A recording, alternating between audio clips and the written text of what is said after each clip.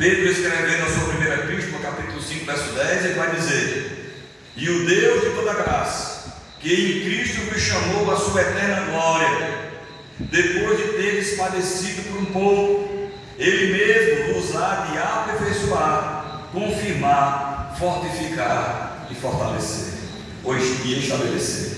Veja, é o Deus providenciando todos os meios para que nós estejamos no centro de sua vontade, concernente à salvação. É Ele nos movendo por dentro, nos movendo em sua direção e desejando cada vez mais se inteirar de suas coisas e se relacionar com Ele. É Ele que nos move nesse sentido, porque nós mesmos não temos essa capacidade de desejar o bem que nos aproxima de Deus. Então aprove ao Senhor resolver esse problema na pessoa do seu Filho, onde os seus méritos na cruz do Calvário, a sua morte vicária, a sua justificação, nos aproximou novamente de Deus, de maneira que nós sejamos propícios a Ele. Então isso é motivo de alegria, é motivo de regozijo, é motivo de enchermos o coração, como eu falei, de alegria e os lábios de riso, em saber que Deus resolveu nos acolher, né, debaixo das suas poderosas mãos, e bendito seja o Senhor por isso. Nós aprendemos, eu vou falar só um pouquinho sobre a revelação, já que a Bíblia, não é um dos meios de graça e um meio pelo qual Deus resolveu também, e principalmente ou especialmente se revelar de maneira salvífica, de maneira que eu possa ler, compreender e ser alcançado pelo Espírito Santo, este colocando fé em nosso coração. Então nós aprendemos, inclusive na aula passada, no culto passado, que a revelação geral de Deus, ele se revela na criação, na lei moral, na consciência humana, ainda que isso não seja suficiente para a salvação. Por causa dessa revelação geral, os homens são indesculpáveis. Todos nós, toda a humanidade tem capacidade de enxergar a mão do Criador nas coisas criadas, mas isso não é suficiente para que o homem seja salvo. É necessário então a revelação especial, que refere-se ao modo específico e direto pelo qual Deus se revela a pessoas em momentos e contextos determinados, com o propósito de comunicar a verdade da salvação. A Bíblia é considerada a revelação especial de Deus, sendo a única fonte de autoridade para a fé cristã. Para nós não existe outra coisa, não existe experiências humanas, não existe nenhum tratado, nenhum objeto ou nenhum fruto de conhecimento humano que substitua ou que seja parelho, esteja ali em pé de igualdade com a palavra do Senhor concernente à nossa regra de fé e prática. É somente a Escritura, é sola a Escritura. Então nós vamos, esses versículos que nós lemos em 2 Timóteo capítulo 3, versos 16 e 17, nós vamos desmembrar, quebrar esses versículos em termos e vamos analisando esses termos concernente àquilo que Deus tem para colocar na nossa coração hoje, que é a sua revelação através da sua santa palavra. Então o verso 16 vai começar com o termo toda a Escritura. Essa expressão não dá margem para nada ficar de fora. Em todo o seu contexto, a Bíblia reflete a perfeição de Deus. O Antigo Testamento, seus 39 livros, o Novo Testamento, seus 27 livros, toda a Bíblia, esse cânon, essa reunião, essa junção de livros, elas compreendem a vontade de Deus para o homem. Toda ela é inspirada, tem poder e autoridade para nos revelar qual é a intenção de Deus com relação à nossa vida, à nossa salvação, como Ele deseja ser tratado, como Ele deseja ser adorado e o que Ele pede para que nós possamos nos enquadrar nesse termo, nessa vontade, nesse desejo para a nossa vida. Como o homem deve se comportar diante de Deus de maneira que o agrade. Nós temos que agradar a Deus, não importa agradar aos homens, o que interessa para nós é agradar ao Senhor. E isso reflete-se em muitos aspectos da nossa vida. Agradar ao Senhor significa muitas vezes que nós temos que fugir do politicamente correto. Nós temos que defender, ser apologetas dessa fé que Ele nos inseriu.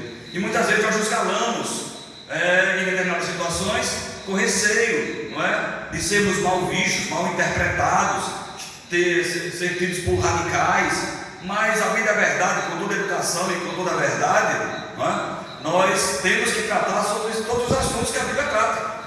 Dizer que pecado continua sendo pecado, que a Bíblia não pode ser modificada, ela é isso hoje, ontem, foi ontem, hoje e eternamente, até o Senhor vir nos buscar. A Bíblia continua sendo a nossa regra de fé e prática. Então nós não podemos fugir aos seus conceitos, aos seus preceitos, a tudo aquilo que ela nos ensina. E os temas, muitos deles tabus, até no meio da igreja, não é? Como homossexualismo, não é? Como avareza, esse tipo de coisa. São os assuntos que nós temos que tratar. As relações interpessoais entre os irmãos, que nós devemos nos tratarmos respeitosamente, que nós devemos amar a Deus sobre todas as coisas, isso refletindo o amor também ao próximo. Então nós temos que seguir a palavra do Senhor nos seus mínimos detalhes, sem deixar nada de fora.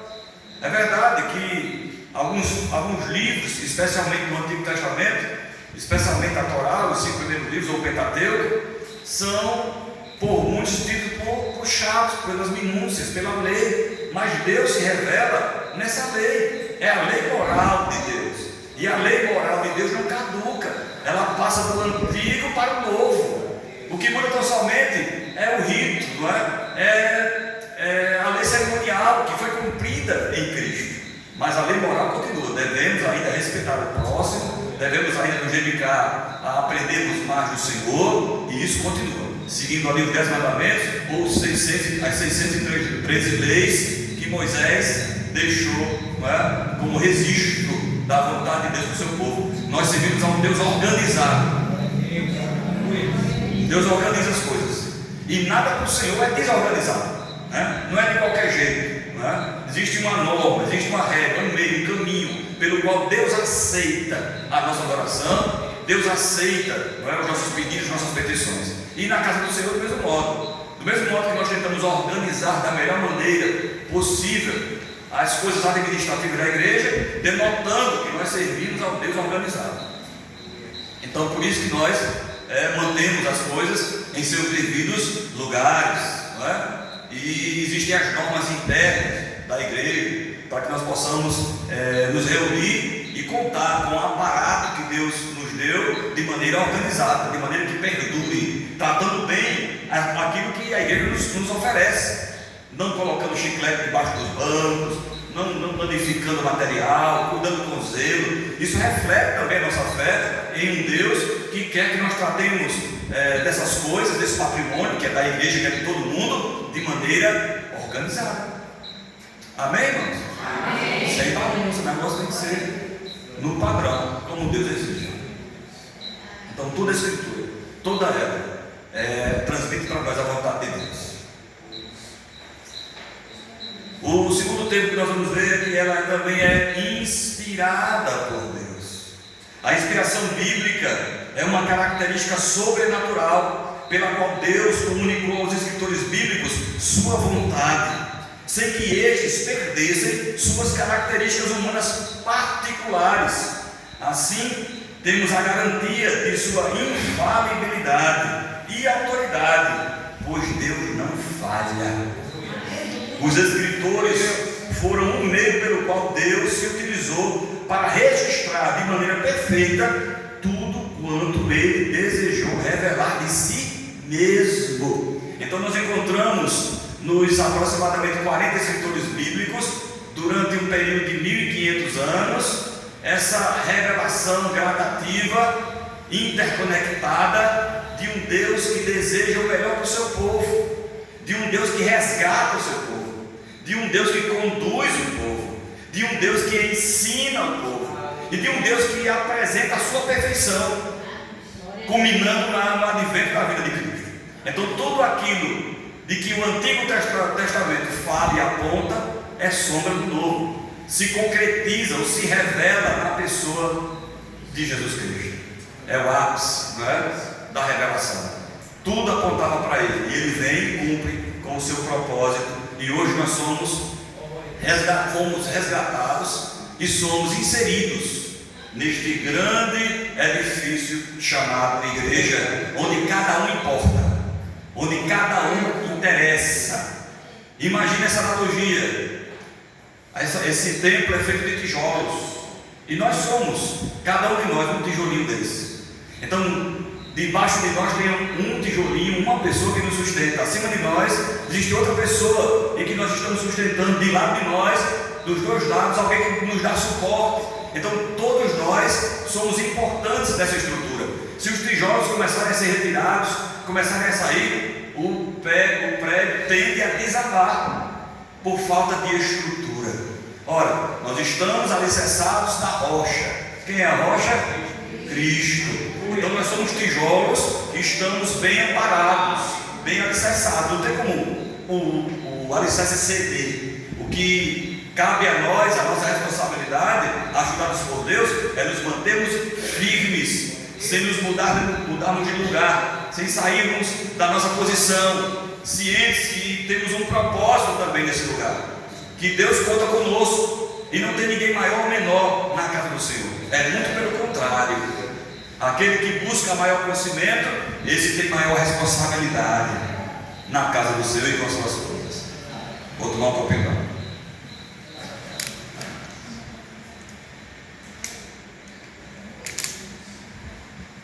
O de doutrina é o culto que a gente está bebendo, né? Porque fala. Aí vai cansando agora, a gente tem que dar uma olhada de vez em quando. Os irmãos me perdoem por isso. Então essa palavra é inspirada em Deus revelando de si mesmo. Veja quanto amor e dedicação da parte de Deus em relação à sua criação. Porque para Deus se revelar, nós estamos falando com o Deus Todo-Poderoso, que nossa mente não é capaz de imaginá-lo de maneira absoluta. O que nós conhecemos de Deus é a partir do que Ele se revelou. E isso tem sido suficiente para nós. Mas para Deus se mostrar para nós, Ele, de certo modo, Ele se adequa, se nivela a nós. E Ele é a linguagem antropomórfica da Bíblia, que atribui ao Senhor características humanas, a mão de Deus, o coração de Deus, o dedo de Deus. Mas a palavra fala que Deus é Espírito. Então, consoante a sua vontade, nas teofanias Ele pode se revelar, como se revelou a alguns, de maneira corpórea, vamos dizer assim. Mas Deus, Ele se nivela a nós para que nós possamos entender a sua mensagem. Então, esses mistérios que a Bíblia chama, os mistérios de Deus, nada mais são do que o que estava oculto no Antigo Testamento, agora se torna real e revelado no Novo, na pessoa, mais uma vez, de Jesus. Então Deus vem e revela-se para nós, expressando tudo aquilo que é necessário para que nós possamos em vida lutarmos e batalharmos por nossa fé, de maneira que um dia possamos estar com Ele na eternidade. A Bíblia é suficiente para isso. Não precisamos de mais.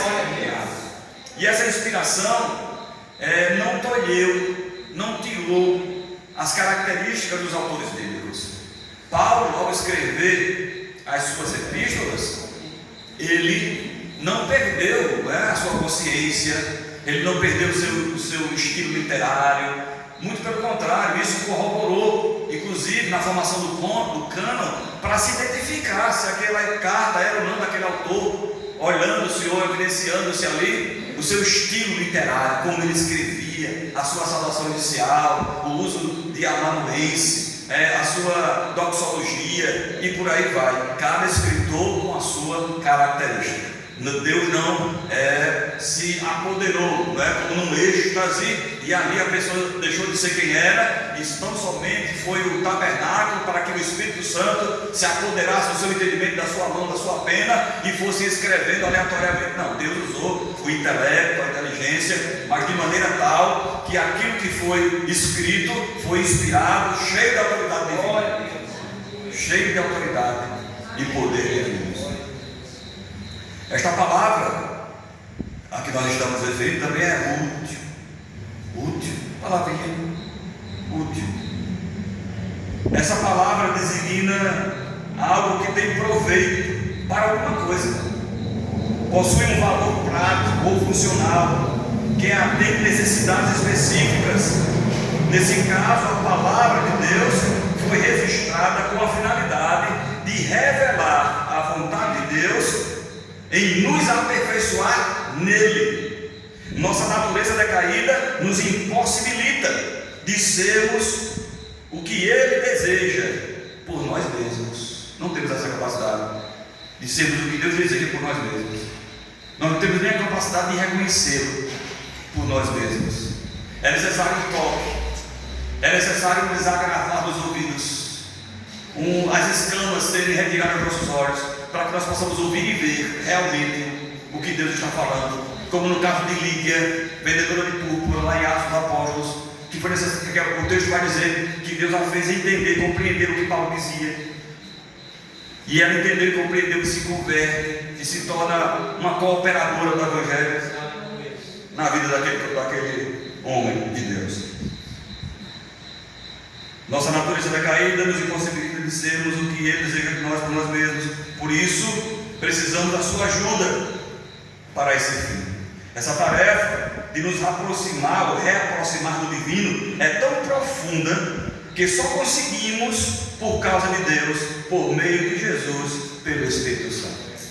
O homem, apesar de haver resquícios, do Deus em nós, nessa tentativa de buscar o divino, de buscar o espiritual, de buscar o transcendente, isso faz parte da vida humana, dos povos. Mesmo com esse desejo, nós não conseguimos enxergar Deus de maneira salvífica, mesmo reconhecendo Ele na criação, mesmo reconhecendo e meditando sobre o poder de Deus na organização do universo. Isso não é suficiente, porque nós temos que ouvir falar de Jesus, nós temos que ouvir falar o que Jesus fez, e essa história nós chamamos de Evangelho. Nós precisamos ouvir o Evangelho para podermos reconhecer qual é a vontade de Deus do seu Filho, e a vontade dele é que nós progridamos, nós estejamos reunidos em unidade, em comunhão, respeitando-nos, tendo o mesmo objetivo,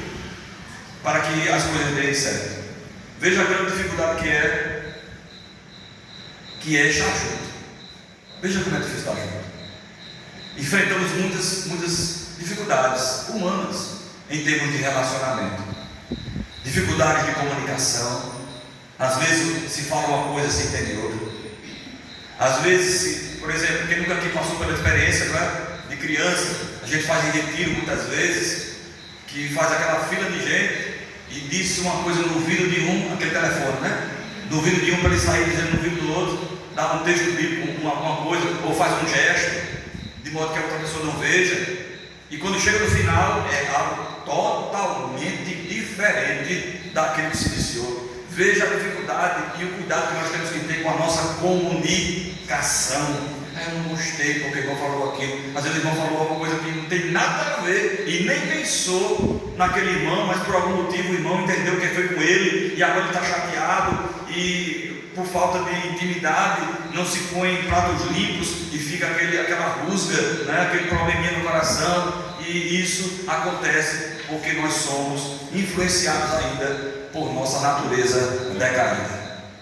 A gente fala assim, como eu queria, eu sou sincero, muitas pessoas dizem, eu sou sincero, eu sou verdadeiro. Às vezes a pessoa é mais educada, aí diz para, eu sou de tal família, eu sou assim, eu sou de metal, para dizer que é, mas na realidade muitas vezes é má educação mesmo, porque a gente pode ser sincero, falar a verdade e não magoar ninguém. Muito pelo contrário, depois que nós nos expressamos, a pessoa fica satisfeita. Muito obrigado, foi com tanto amor, com tanto carinho, com tanta intenção boa no coração, que eu aceito essa repreensão, eu aceito essa orientação. E não na base dos cois, Aqui tem muito elaborado na base dos cois, na base das manadas. Não, nós somos chamados para suportarmos uns aos outros também.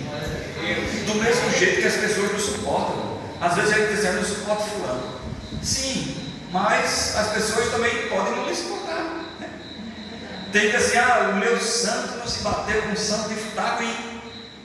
Porque se o santo da igreja Jesus, que santo é esse que não se bateu com o outro? Não é? De onde vem esse negócio? Tem que ter cuidado com isso. Nosso santo é único, é Jesus. E Ele quer que nós andemos em comunhão. É lógico que em relacionamentos, no nosso meio, há atritos, é natural, há discussões, mas tem que ser resolvidos em amor, em unidade. Faz parte, não é? Faz parte dos nossos relacionamentos. A Bíblia recomenda que nós nos exortemos mutuamente e nos admoestemos mutuamente. A gente vai falar um pouquinho mais na frente sobre isso. É necessário. E cabe muitas vezes ao pastor da igreja falar essas coisas, né? Às vezes o pastor diz, meu Deus, eu tenho que falar sobre isso, mas tem que falar. Aí fala, né? Com todo cuidado, com todo respeito. É natural que isso aconteça. Então os irmãos, e do mesmo modo o pastor também está receptivo às críticas, receptivo às orientações, porque veja, são muitas cabeças, né? Muitos mundos aqui que se encontram e muitas vezes percebe algo que o outro não percebe e a gente precisa ser orientado, não é? Eu tenho dito aos oficiais da igreja, nesse primeiro momento, que me orientem com relação a tudo, porque eu estou chegando agora, para que eu não diga nada que não possa ser dito, que não tome nenhuma atitude que naquele momento não é cabível, e por aí vai. Amém? Amém. Isso é natural, e graças a Deus por isso. E com o tempo a gente vai reconhecendo, sabendo quem são as ovelhas, tratando cada uma, né, do seu jeito, e assim a igreja vai exercendo o seu papel nessa comunidade, e nós vamos nos edificando em Cristo Jesus.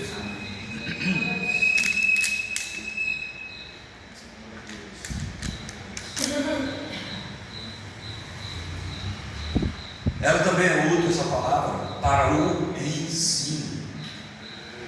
Ensinar é transmitir algo que se deseja, de maneira que seja executado dentro de parâmetros estabelecidos, para que objetivos sejam alcançados. A gente ensina. O ensino pode ter vários conceitos, e eu tracei esse porque é genérico, ele se adequa a qualquer tipo de ensino. Se eu ensino a alguém, eu tenho um método para ensinar, eu tenho regras a serem seguidas, para que determinado objetivo seja alcançado. As crianças vão para a escola, na pré-alfabetização, e existem técnicas que se ensinam, jeitos, não é? Modos de chamar a atenção daquela criança, de modo que ela começa a pronunciar coisas com nexo, juntando ali, isso mudou muito, mas vamos lá, as sílabas e moldando palavras, e daqui a pouco o objetivo que é primordial na vida do ser humano, que é a comunicação, ela já assimila e começa ali a pronunciar as primeiras palavras e começa a se socializar.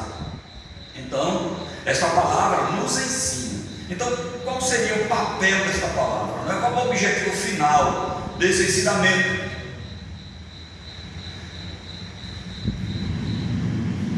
Com a palavra de Deus, ou melhor, com a palavra, Deus é o mestre que nos transmite ensinamentos sobre como devemos nos relacionar com Ele e com o próximo, de maneira que nossos valores e ações reflitam o seu caráter, acumulando recompensas espirituais eternas a serem usufruídas na eternidade, conforme Mateus 6,20, quando Jesus fala sobre os tesouros nos céus. Então veja, Deus é o mestre que nos ensina, e o que ele nos ensina é sobre como, você pode até observar, de Gênesis a Apocalipse, o grande problema é que nós não sabemos nos relacionar com o próximo e não sabemos nos relacionar com Deus. Então Deus nos ensina como é que nós devemos nos relacionar. As leis, da Torá e a lei mosaica refletem orientações para que o homem saiba se relacionar nos atritos, nos conflitos que tem entre si na sociedade. Então o problema muitas vezes é esse. O cristianismo ele é coletivo, não é individualista. Ninguém pode dizer assim, eu sou cristão e ficar em casa. Ele pode ser qualquer outra coisa, menos cristão. O cristão tem que estar reunido, tem que estar junto, tem que estar em comunhão, tem que sofrer, chorar e se alegrar juntos, para aprender. Queremos ter uma eternidade, a eternidade vai ser você sozinho, trancado numa mansão celestial. Eu não quero falar com ninguém hoje, não. Não faz sentido, né? Então, é como se nós estivéssemos participando de um grande ensaio, não é? De um grande treinamento, aprendendo a nos relacionar aqui, para quando estivermos no céu, evidentemente que nada de ruim vai ter lá, nenhum sentimento. E uma coisa curiosa, eu vou citar agora. Eu tive um professor que eu dei carona ele uma vez, há muito tempo atrás, ainda em Natal, e ele me contou uma experiência que eu fiquei chocado. Ele disse: a gente vai ter memória, a gente não vai ter memória no céu. Ele defendia, né? E nós não teremos memória. Não tem memória. E nós vamos ser galardoados. Galardoados por quê? Presenteado pelo quê? Está aqui aceitado. Obrigado. Por quê, né? Aí qual é o exemplo que ele deu? Ele disse: já imaginou? Eu estou na minha casa, com minha família, minha esposa, minha filha, vem um ladrão, entra, mata minha esposa, estupra minha filha e tal, e ele se converte. Aí vai para o céu. Aí eu estou no céu lá e encontro ele. Ah, meu amigo, eu pulo no pescoço.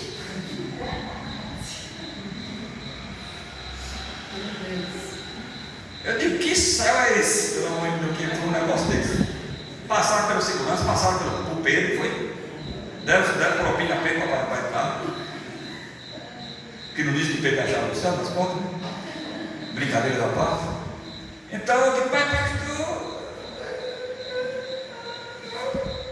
ficou aquela coisa meio estranha. Deixei ele, pronto, caiu. É falta de melhor interpretação, não é hermenêutica melhor, e falta de entendimento do que é céu. Céu não tem sentimento ruim, não. Nada disso entra lá não vai haver choro, não vai haver mágoa, ressentimento. Quem está lá está limpo, está remido, não é? Lavado pelo sangue do Cordeiro. Gente, não é? E era o pessoal renomado naquela época. Jesus, não é dizer o nome. Mas a gente vai aprender com essas coisas, né? Aquilo que a gente sabe que todo mundo tem suas falhas, tem suas virtudes, mas também tem o seu lado que precisa de aprimoramento. Todos nós temos um lado que precisa ser aprimorado, melhorado, né? Todos nós precisamos disso.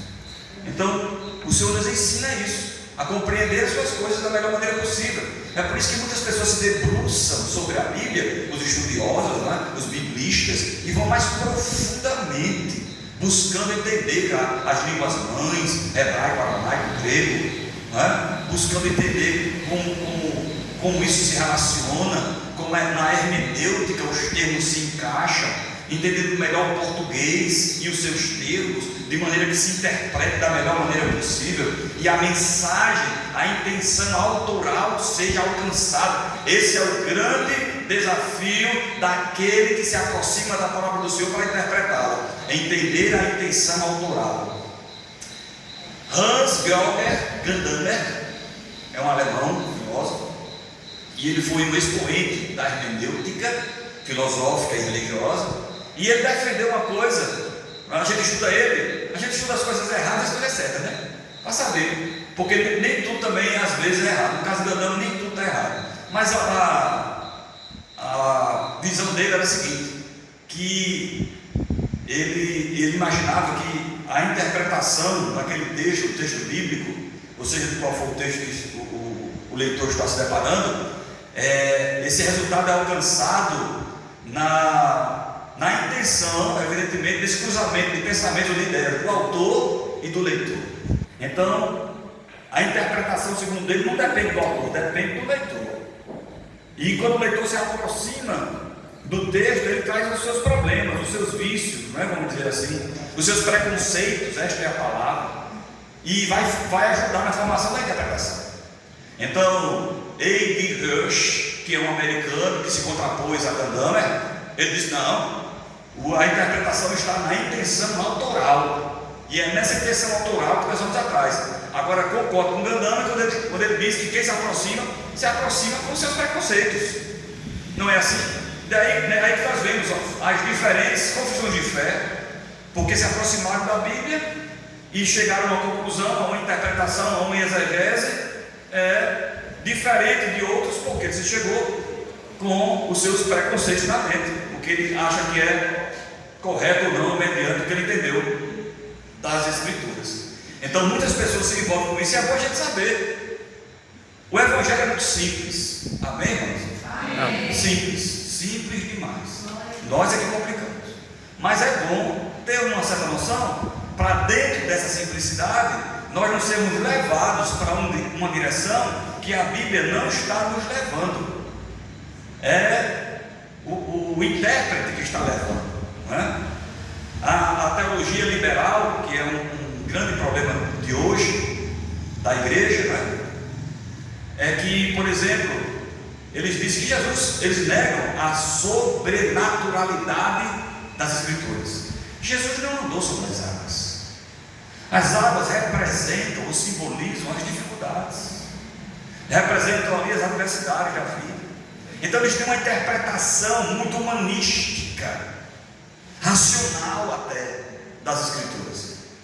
Então esse é o grande perigo da teologia liberal de hoje, que quer normatizar, trazer a ideia de que a Bíblia tem que ser contextualizada para os preconceitos de hoje.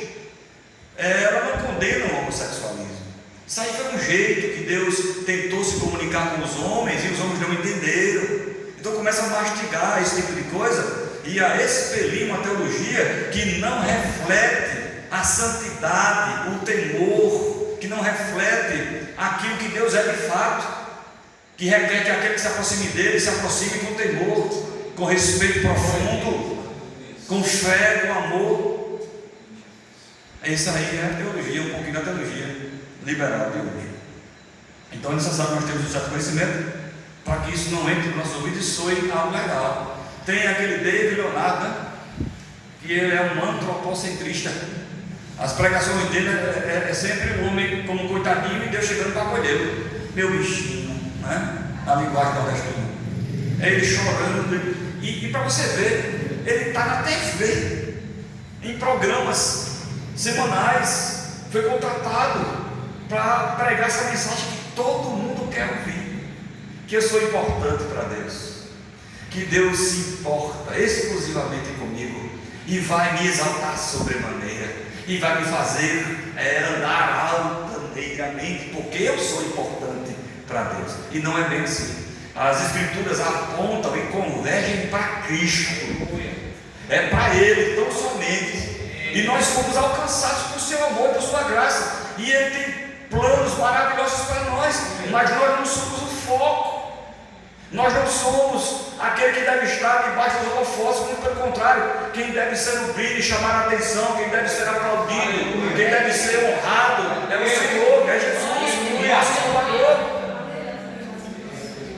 Então qualquer pessoa que tem aí uma participaçãozinha, gosta da escola bíblica dominical, não perde culto e doutrina na sua igreja, não se ilude facilmente com o que ouve, muito pelo contrário, ele vai se indignar, como a maioria das pessoas se indignam quando ouvem tais heresias. Ela também é boa para a repreensão. A palavra do Senhor também é boa para a repreensão. A repreensão bíblica é uma ação corretiva que envolve chamar a atenção de alguém para um erro ou comportamento inadequado, visando promover a correção e o arrependimento. A correção não é para destruição, não é para como se fosse um ato de maldade, um castigo. Ela tem um fim proveitoso, é resgate, é trazer de volta. A pessoa que está sendo repreendida também tem que reconhecer que errou, se aquilo for comprovadamente um erro, se aquilo for biblicamente errado, for um pecado ou qualquer outro tipo de coisa que precisa de conserto. Porque o primeiro passo para se consertar é ter certeza que precisa, né? Ter a consciência de que precisa ser consertado. Não quero que eu estou perfeito. Não concordo não, porque eu não errei, né?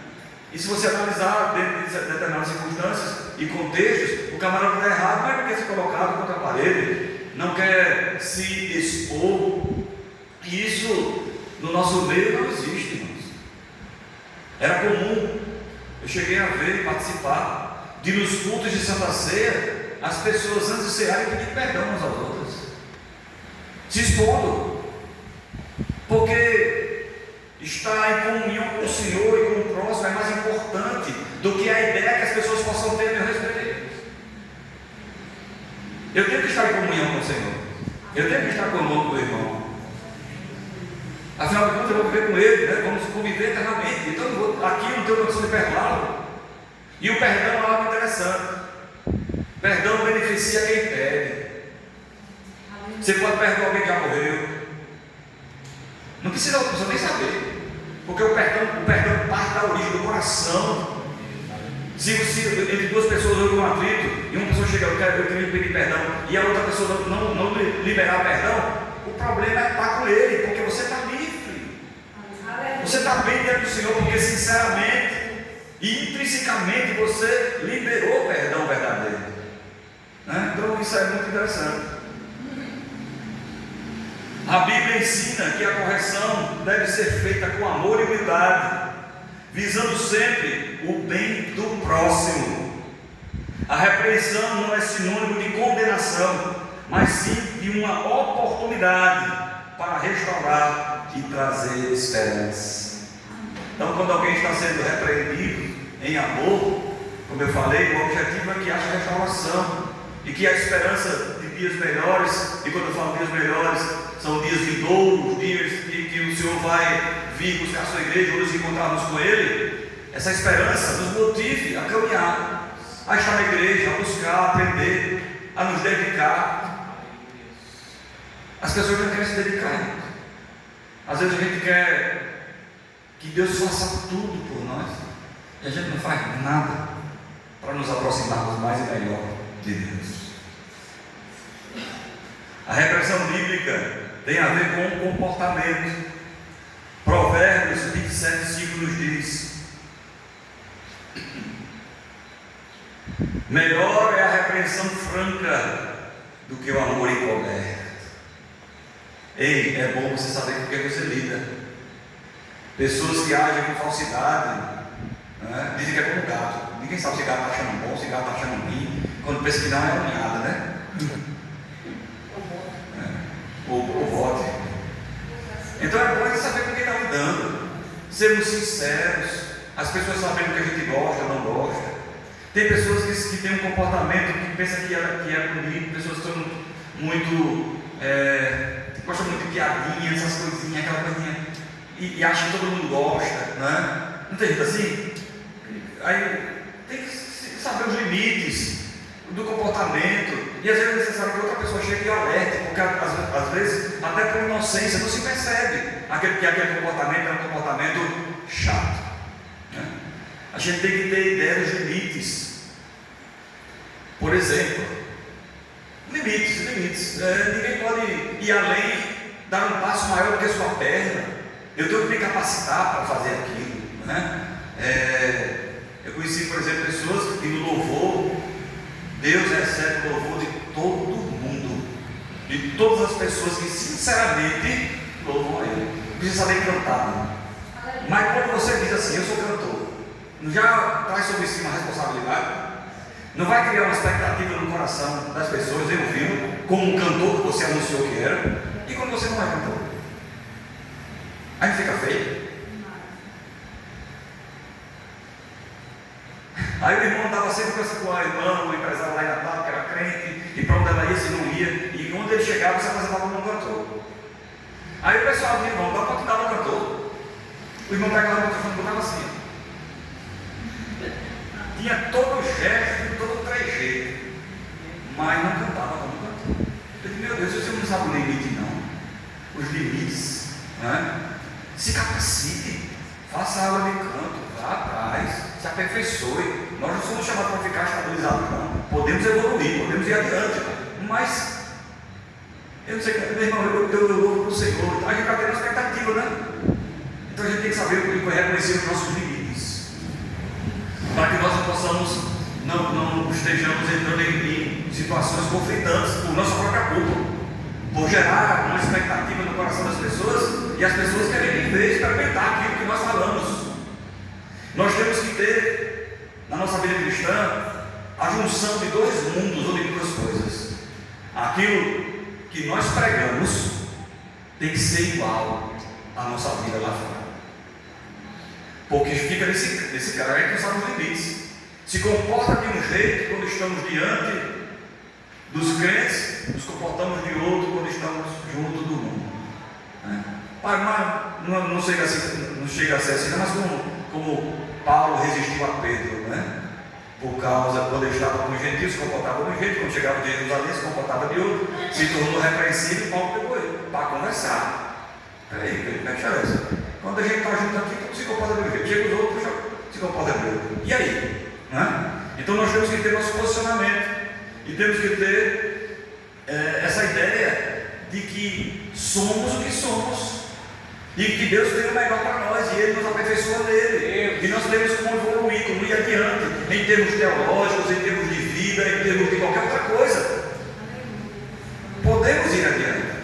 O que é feio é a gente assim, cantar aqui, louvar a Deus em voz alta, e lá fora, por exemplo, chamar palavrão. De que adiantou o falar em línguas estranhas, o profetizar, o saltar, dar duplo mortal carpado? Do que adiantou? Porque lá fora nosso testemunho não se enquadra ao nosso discurso. Então que Deus tenha misericórdia de mim e de você, para que aquilo que a gente seja aqui dentro seja lá fora, ou que nós sejamos lá fora sejamos aqui dentro. Dá no mesmo também. Então é melhor ouvirmos palavras assim sinceras que nos confrontam do que alisado nas costas, né? O lisonjeiro, essas coisas. É melhor uma palavra sincera. Provérbios 31:18 também vai dizer: quem acolhe a disciplina mostra o caminho da vida, mas quem ignora a repreensão desencaminha outros. Veja, provérbio é palavra de sabedoria. Veja o que Deus está falando para a gente, né? Que o mau comportamento contamina outras pessoas. Que um tomate, uma cesta, um tomate estragado numa cesta de tomate vai contaminando um após o outro, porque certamente rejeitou a disciplina, rejeitou a repreensão. Então, se essa repreensão vem do Senhor, se essa disciplina vem do Senhor, é boa. Veja que 3 coisas ou 3 marcas identificam uma igreja séria, uma igreja cristã séria: a pregação do genuíno evangelho, a execução dos sacramentos, batismo e santa ceia, e a aplicação da disciplina. Tem que ter essas 3 coisas dentro da igreja séria. Se não tiver, para todo mundo também completa. Hebreus 12:6 vai dizer: porque o Senhor corrige a quem ama e açoita o filho a quem recebe. Então o Senhor nos trata dessa maneira, nos corrigindo.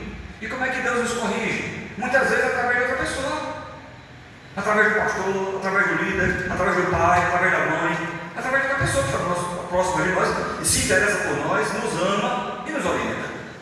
A repreensão é uma orientação mais rígida, mais firme. Mas a palavra do Senhor, eu vou adiantar, também é para a correção. A correção do Senhor é específica e aponta para erros que precisam ser corrigidos, como um pai que corrige seus filhos. Assim Deus nos corrige para aperfeiçoamento nele e fins proveitosos. Provérbios 3, versos 11 e 12 vai dizer: filho meu, não desprezes a correção do Senhor, nem te desanimes por sua repreensão, pois o Senhor disciplina quem ama, assim como o pai faz ao filho de quem se agrada. Hebreus 12:11. É verdade que nenhuma disciplina parece ser motivo de alegria no momento, mas sim de tristeza. Mais tarde, porém, produz fruto de justiça e paz para aqueles que por ela foram exercitados. Que maravilha! Paulo escrevendo aos Coríntios em sua segunda epístola, capítulo 13, verso 5, vai dizer: examinai-vos a vós mesmos se realmente estáis na fé. Essa reflexão, esse olhar para dentro, né, nosso interior, avaliando o nosso posicionamento, avaliando o nosso comportamento, avaliando, se possível for, a nossa fé, se nós estamos nos esforçando para sermos aquilo que Deus espera que sejamos, com a ajuda dele. Isso é necessário. Para a educação na justiça, refere-se à instrução e correção que as Escrituras oferecem, para que o homem de Deus seja perfeito e perfeitamente preparado para toda boa obra. Isso envolve a capacitação espiritual e moral, a correta compreensão de princípios divinos e a habilidade de viver de acordo com a vontade de Deus. Isso é conseguido nesse exercício, não é? Meditação na palavra, leitura da palavra, culto a Deus, oração, doutrina, é um exercício na vida, na prática, quando confrontados pelo mundo, a nossa reação como vai ser, e assim por diante. O segundo versículo, perfeito e perfeitamente habilitado para toda boa obra. Esse é o objetivo final das aplicações da palavra de Deus na vida do homem, que ele busque a capacitação para a utilidade de Deus, para que Deus possa nos usar. Deus nos capacita para que possamos ser usados por Ele. Assim somos confrontados por Deus a nos interessarmos mais por Sua palavra. Isso redunda em trabalho, esforço e dedicação, mas produz um gozo não encontrado em nada, produzido ou ofertado naturalmente pelo homem. O natural não se compara ao sobrenatural.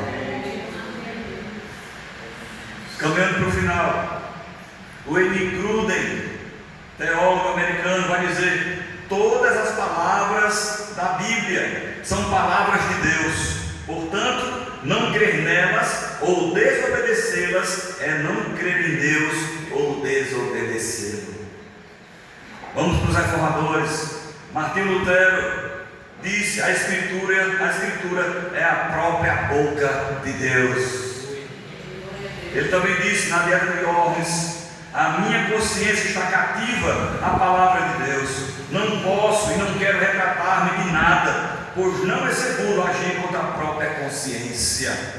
João Calvino disse em suas Institutas: a autoridade da Escritura não depende do consentimento da igreja, mas é confirmada pelo testemunho do Espírito Santo. As Escrituras são a regra perfeita de toda a sabedoria que devemos aprender. Ele também fala isso nas Institutas. Ulrico Zwinglio: a palavra de Deus é acima de todas as coisas, ela não pode falhar nem enganar. Aleluia. Ele escreveu isso no comentário A Verdadeira e Falsa Religião. John Knox: a palavra de Deus é única, é a única regra infalível pela qual tudo deve ser julgado. As coisas acontecendo, nós fazemos o filtro com a palavra do Senhor, para ver como aquilo ali se enquadra, para ver como é que eu devo me comportar, qual vai ser a minha resposta, qual vai ser a minha reação, a minha ação diante daquele acontecimento. A Bíblia serve para isso. A Bíblia é um livro prático, não é um livro teórico, é prático. Vamos citar agora, sem medo de errar, Jesus Cristo, o que ele fala sobre as Escrituras. Jesus, vou falar 5 coisas que ele falou. Jesus via as Escrituras como a palavra de Deus. Em Mateus capítulo 4, verso 4, ele vai dizer: está escrito, nem só de pão viverá o homem, mas de toda palavra que procede da boca de Deus. Está escrito. Aqui Jesus citando Deuteronômio 8:3 e usando a expressão está escrito como base de autoridade contra o diabo. Ele não argumenta com opinião pessoal, mas apela à Escritura como palavra final. Segundo, Jesus dizia que as Escrituras não podem falhar. João capítulo 10, verso 35 diz: a Escritura não pode ser anulada. Palavra de Jesus. Isso mostra que para Jesus a Escritura é infalível, ou seja, não contém erro e não pode ser revogada. Ele reconhece a sua autoridade e permanência. Terceiro ponto: Jesus usava as Escrituras como autoridade suprema sobre tradições humanas. Bem invalidais o mandamento de Deus para guardardes a vossa tradição. Marcos capítulo 7, verso 9. Aqui ele repreende os fariseus por colocarem tradições humanas acima da palavra de Deus. Isso é exatamente o que os reformadores retomaram nos séculos depois: a Escritura acima da tradição. Quarto ponto: Jesus cumpriu e confirmou as Escrituras. Não penseis que vim revogar a lei ou os profetas. Não vim revogar, mas cumprir. Porque em verdade vos digo: até o céu e a terra passem, nenhum i ou um tio jamais passará da lei, até que tudo se cumpra. Mateus capítulo 5, versos 17 e 18. Jesus ensina que toda a Escritura tem valor e autoridade permanente até o seu total cumprimento. Nada é descartável, nem mesmo os menores detalhes.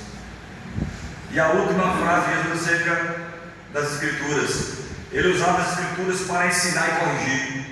Examinai as Escrituras, porque julgais ter nelas a vida eterna, e são elas mesmas que testificam de mim.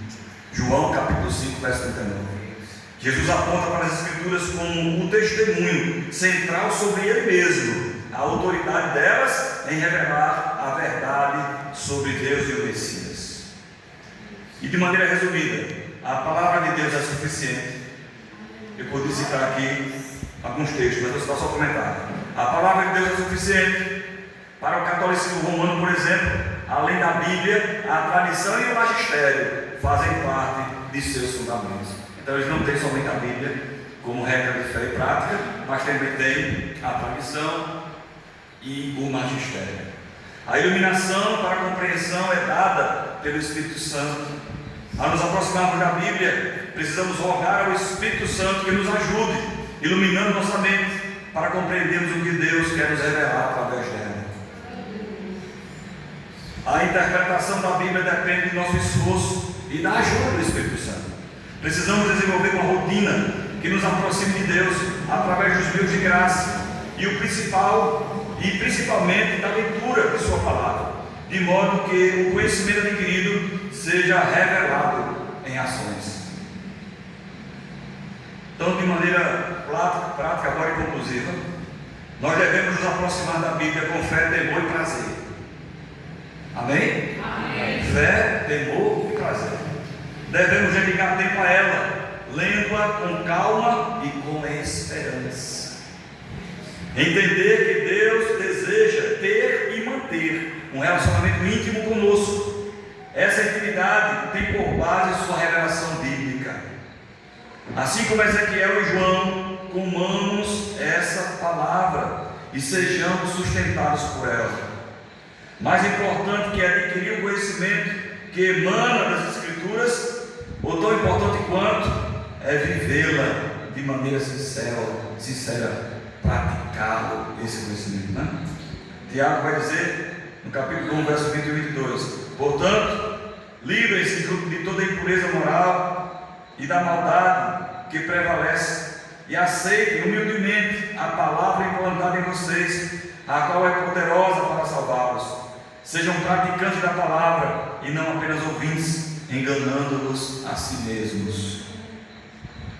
Então a palavra transforma o coração, e o efeito, o resultado disso é a santificação. A palavra gera arrependimento, e o resultado disso é convicção e correção. A palavra purifica, e o resultado disso é coração limpo. A palavra ilumina, e o resultado é discernimento espiritual. A palavra de Deus fortalece e consola, o resultado é esperança e vigor. Ela gera fé, e o resultado é confiança em Deus.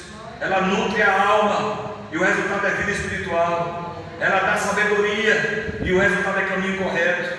Ela produz alegria e paz, e o resultado é gozo interior.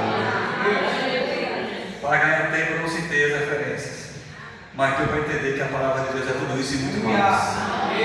E nós somos exaltados por ela, nós somos alimentados por ela, limpos por ela, conduzidos por ela, amparados por ela, consolados por ela, porque é o próprio Deus falando conosco.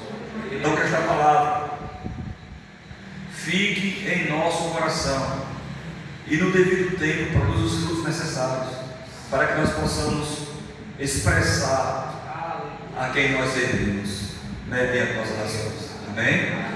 Deus vos abençoe em Cristo Jesus.